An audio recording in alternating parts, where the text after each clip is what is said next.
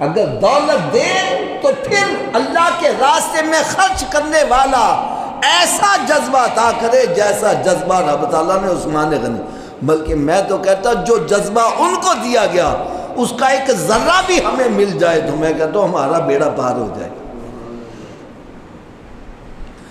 यार इस कदर नबी पाक सल्लल्लाहु अलैहि वसल्लम पर और दीन की खातर माल कुर्बान करने वाले, और बातें तो और रह गई। एक दिन सरकार सल्लल्लाहु अलैहि वसल्लम की बारगाह में अर्ज़ करते हैं, या रसूलुल्लाह सल्लम मैं आपकी दावत करना चाहता हूँ, आप मेरे घर तशरीफ़ लाएं। सरकार सल्लल्लाहु अलैहि वसल्लम ने दावत कबूल कर ली। प्यारे आका सल्लल्लाहु अलैहि वसल्लम जब उनके घर की तरफ तशरीफ़ ले जा रहे हैं तो उस्मान गनी पीछे पीछे हैं और सरकार सल्लल्लाहु अलैहि वसल्लम के उठने वाले कदम गिन रहे हैं। किसी ने पूछा भाई तू कदम क्यों गिन रहा है? कहने लगे सरकार सल्लल्लाहु अलैहि वसल्लम मेरे घर तशरीफ़ ला रहे हैं, मैं आज इतना खुश हूँ कि सरकार के हर उठने वाले कदम पर मैं एक एक ग़ुलाम आज़ाद करूँगा।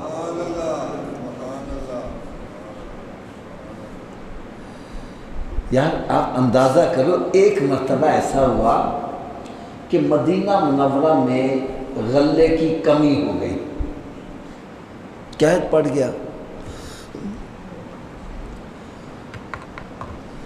हज़रत उस्मान गनी रज़ी अल्लाह ताला अन्हु ने ये बहुत बड़े ताजिर थे, इन्होंने बाहर से गल्ला इंपोर्ट किया, बाहर से गल्ला मंगवाया और वो ऊँटों के ऊपर लदा हुआ था। तो आप ये जानते हो जब इलाके में किसी शय की कमी हो तो जो ताजिर होते हैं ना वो पहले जाके राब्ता कायम कर लेना, भाई तू सांदे दे हम अपने हिसाब से इसको बेचेंगे। बात समझ आ रही है ना? तो ताजिर जो थे वो उठकर आ गए। हज़रत उस्मान गनी रज़ी अल्लाह अन्हु फरमाया या तेरा गल्ला आ रहा है? फरमाया हाँ आ रहा है। कहने लगे मांगो, हम ये गल्ला ख़रीदना चाहते हैं, अगर तूने 1 रुपये का लिया है तो हम 2 का लेने के लिए तैयार हैं। फरमाया रेट कम है, मैं इससे ज़्यादा नफ़ा लेना चाहता हूँ, इससे ज़्यादा मुझे नफ़ा मिल रहा है। दूसरा आया, उन्होंने कहा जनाब 3 गुना, कोई कहने का 4 गुना, कोई कहता है 5 गुना। फरमाया नहीं मुझे ज़्यादा मिल रहा है। सारे हैरान हो गए, यार 1 रुपये की चीज़ 5 रुपये की ले रहे हैं, कहते इससे भी ज़्यादा मिल रहा है। कहने लगे तुम बतलाओ कितना तुझे मिल रहा है? फरमाया मुझे 70 गुना मिल रहा है।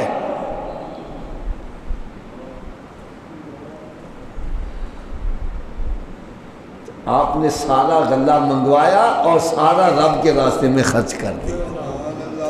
रब का वादा है, रब ताला दे रहे हैं। और फिर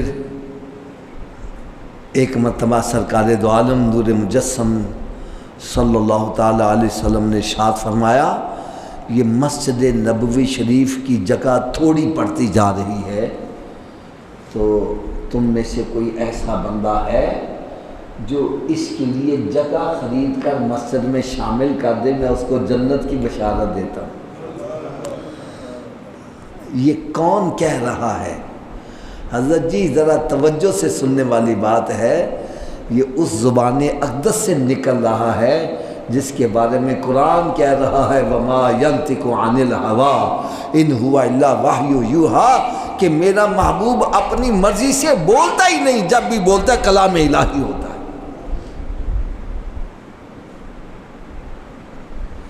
यार ये वही जुबान है जिनके कहे से हमने अल्लाह को एक माना है, ये वही जुबान अक़दस है जिसके कहे से हमने कुरान को कुरान माना है, ये वही जुबान अक़दस से निकल रहा है कि जिनके कहे से हमने क़यामत पर ईमान लाए हैं, उसी ज़ुबान से निकल रहा है। कौन है जो तुम में से ये जगह ख़रीद कर मस्जिद में शामिल करे, मैं उसको जन्नत की बशारत देता हूँ। उस्मान गनी रज़ी अल्लाह ताला अन्हु तशरीफ़ ले जाते हैं, जगह खरीद कर सरकार की बारगाह में पेश कर देते। फिर जब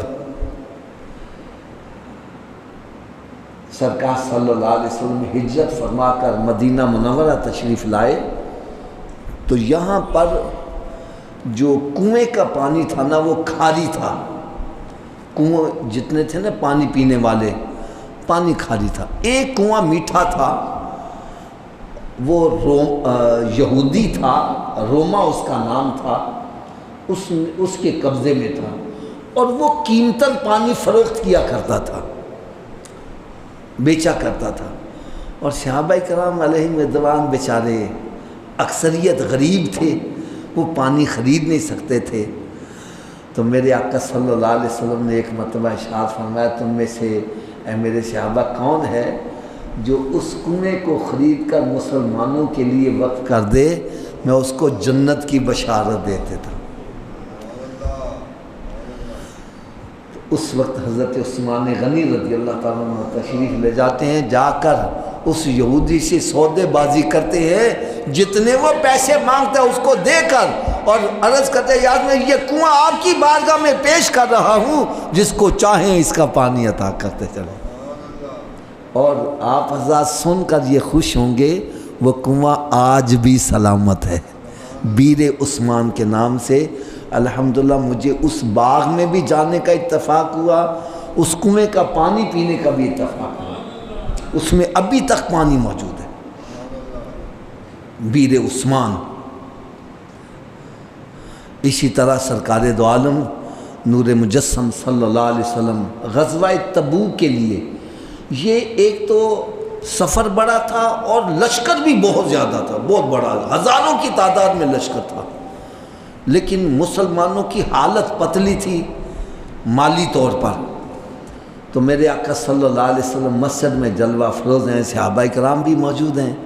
तो मेरे आका सल्लल्लाहु अलैहि वसल्लम ने ज़हन बनाया कि तुम में से कौन है जो अल्लाह के रास्ते में इस लश्कर के लिए अपना माल खर्च करता है। तो हज़रत उस्मान गनी रज़ी अल्लाह ताला अन्हु खड़े हुए, अर्ज़ करने लगे, या रसूल अल्लाह सल्लम मेरी तरफ़ से 100 ऊँट और उसका सारा साजो सामान मेरी तरफ़ से, यानी 100 ऊँट को मैं यूँ समझो जिस तरह आज कोई बंदा ये कहे कि मैं 100 गाड़ी दे रहा हूँ। उस वक्त ऊँट गाड़ी की मानद होता था, 100 गाड़ियाँ। बैठ गए, सरकार से फिर ज़हन बनाया, भाई तुम में से कौन है जो अल्लाह के रास्ते में अपना माल खर्च करता है। हज़रत उस्मान गनी रज़ी फिर खड़े हो गए, या रसूलल्लाह सल्लल्लाहु अलैहि वसल्लम मेरी तरफ से 200 ऊँट और।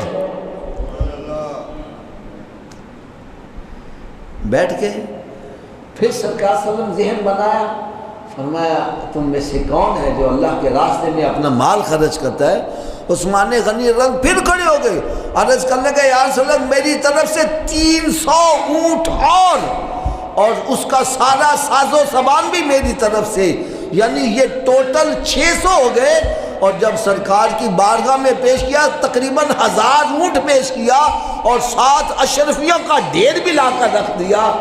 और मेरे आका सल्लल्लाहु अलैहि वसल्लम उस ढेर में से अशरफियाँ उठाकर कभी इस हाथ ले जाते, कभी इस हाथ ले जाते और फरमाने लगे, उस्मान तू आज के बाद जो भी अमल कर, तेरी जन्नत की मैं ज़मानत दिए देता हूँ।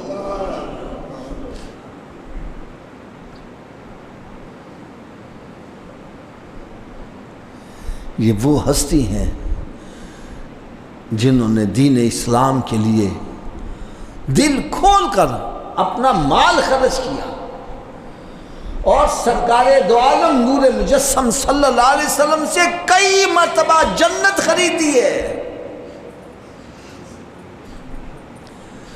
लेकिन मैं हाथ बांधकर आखिर में एक बात अर्ज़ करूँगा, अगर मेरी बात गलत हो मेरी इस्लाह करना, मैं बुरा नहीं मनाऊँगा, और अगर बात सच्ची हो तो फिर अमल ज़रूर होना चाहिए।